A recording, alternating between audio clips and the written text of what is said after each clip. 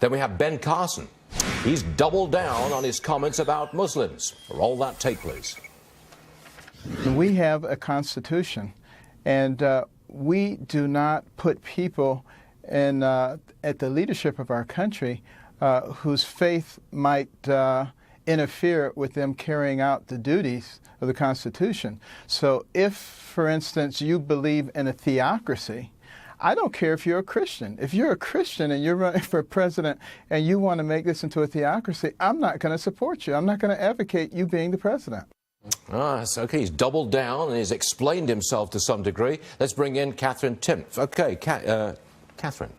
I could call you Kat, but I'll call you Katherine. It seems to me, forget about whether he's right or wrong to say this.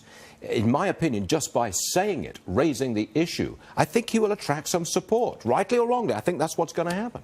I think that what he said there is a little more acceptable. If he would originally have said that, rather than making the blanket statement of I would not support a Muslim for president, that's the kind of thing, there's something to be said for being straightforward, and there's a lot of things I like about Ben Carson, but that's the kind of thing where you hear that soundbite and you just go, no, you can't say that. But saying that... Do you think he loses ground by what he's said, loses support within the GOP, or he gains ground? I think that it will vary. I think some people will appreciate it, some people won't. I think that it would be different if most people listened to his comments saying he doesn't support anybody who'd want to turn this into a theocracy. I think that would have been an important thing to have said right off the bat, because, again, just making a blanket statement against a huge segment of the population, you know, worldwide, and of course, even in the United States, and voters, you kind of want to be careful. I think that's a fair point to make, actually. I'd be intrigued to see the next poll after what he's just said over the last 2 days.